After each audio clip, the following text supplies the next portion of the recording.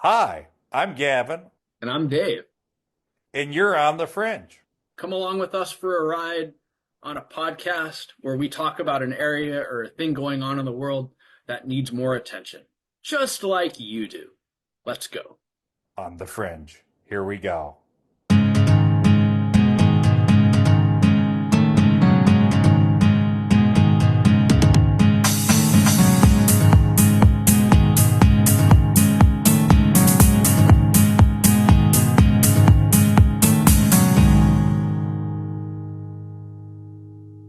Hello, hello, everybody. Welcome back to On the Fringe. Hello to our new subscribers. Thanks for joining us. My name is Dave. I'm here with Gavin, and we're going to be talking today. We're going to be doing a little bit of a different episode about one of the most important leaders in the world right now. He comes from a country that a lot of people are not really familiar with. We're going to be talking about Paul Kagame, the current president of the Republic of Rwanda. And Rwanda is a very, very small country in Central Africa.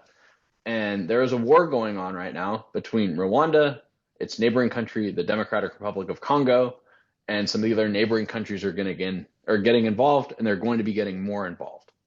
So we're going to be talking about the leadership today of Rwanda and potentially why Paul Kagame is going into the DRC.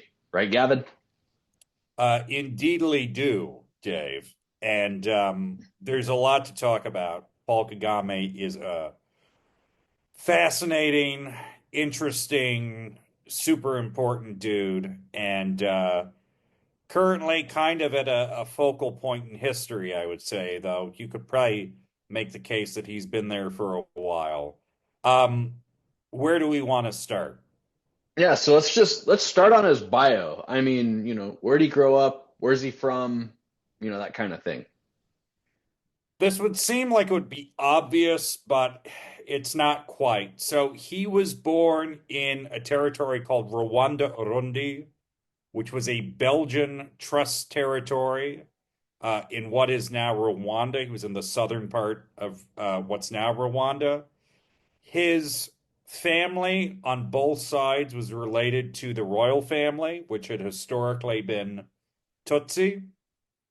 He's from a Tutsi family. He's of Tutsi ethnicity, which is a minority group in Rwanda and Burundi.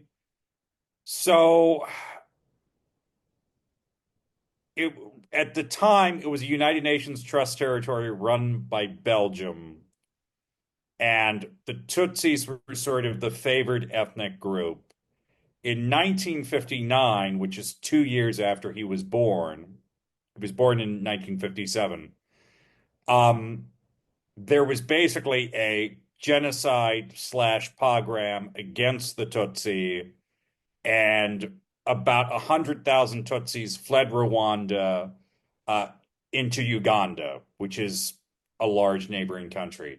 So his family was one of those. Hmm.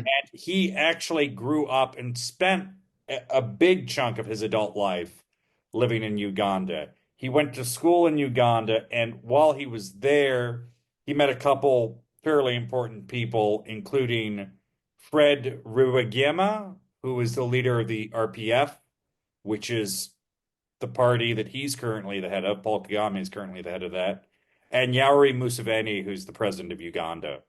Um, And this is right at kind of the end of the colonial period in Africa, correct? The yeah. British and the Belgians had colonized. I guess it Mm, was the DRC, and then it became Zaire. That's a whole other can of worms. But mm. a lot of these countries were colonized by the British, correct? In the Great Lakes region of Africa.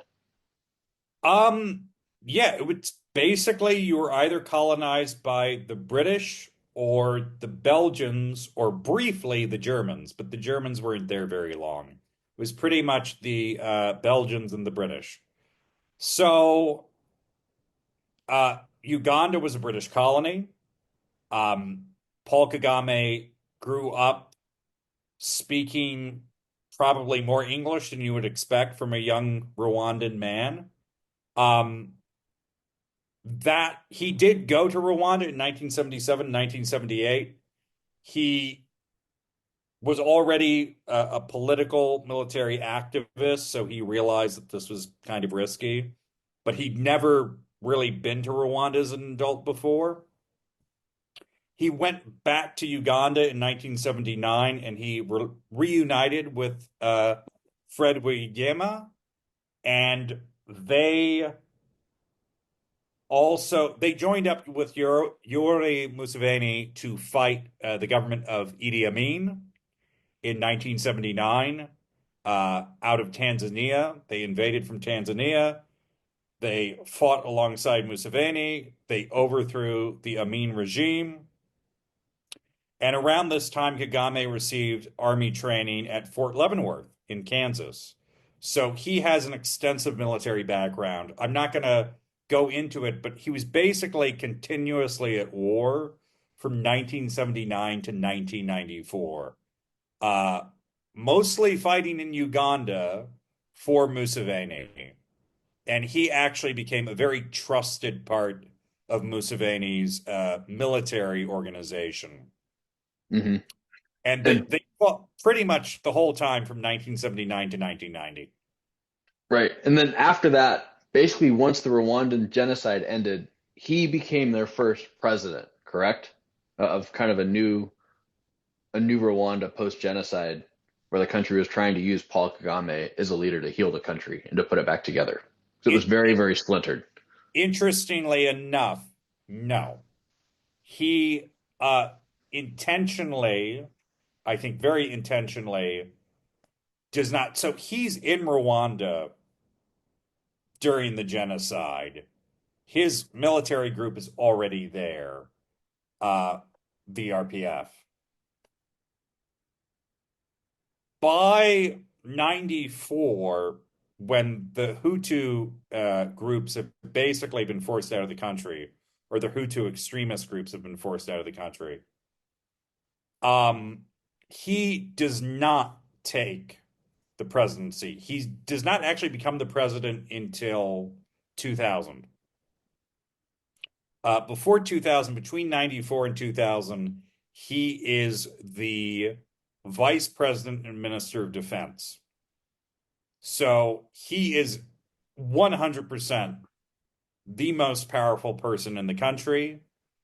And he very intentionally does not want to be the big man. He doesn't want his basically his portrait to be everywhere. That changes after 2000.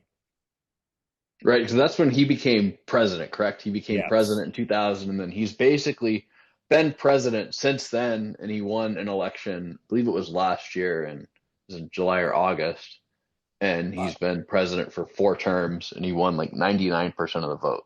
yeah. So there have been four elections that he has won. So, he's been in power at this point for 25 years. And according to international observers, and I'm not talking about like one or two people, none of them have been free and fair, realistically. We've talked about this before in regards to other people. If you're getting above 90%, there's just that there's something wrong, realistically. That's not a number you get. So he keeps getting reelected. I think they changed the Constitution at one point to allow him to continue doing this. He is by far and away the most powerful person in Rwanda. And as you mentioned right at the top, he's probably the most powerful person in the region. And a lot of that, I think, has to do with the fact that he has absolutely maintained that military political structure that he continued from the RPF's days as a rebel group on the Ugandan border. Mhm. And I think if we're gonna sum up Paul Kagame in a couple of words, I would say ambitious, and I would also put cunning in there too, where he's had a very, very long-term plan, but he is not going to show his hand early. He's going to play that and just slowly work his way up and slowly work his way forward and not cause a big ruckus. But when his chance comes to shine, boom, he's going to step out and steal the spotlight. Yeah, I mean, I think the way to think about Paul Kagame is he's a cadre. He's a armed member of a political resistance movement who, he's moved out of the camp, he's moved out of the jungle, but in his mind, he is trying to put his people and his country in a position where they're never refugees again. They're never at that disadvantage that presumably growing up in the camps he probably felt. Uh, and you have to kind of keep that in the back of your mind. There's a lot of never again in Paul Kagame, and never again by all means necessary. Yep. So, with that, thank you guys very much for tuning in about our quick bio about one of the most important people in the world today, Paul Kagame, the president of the Republic of Rwanda. Thank you. Thank you very much.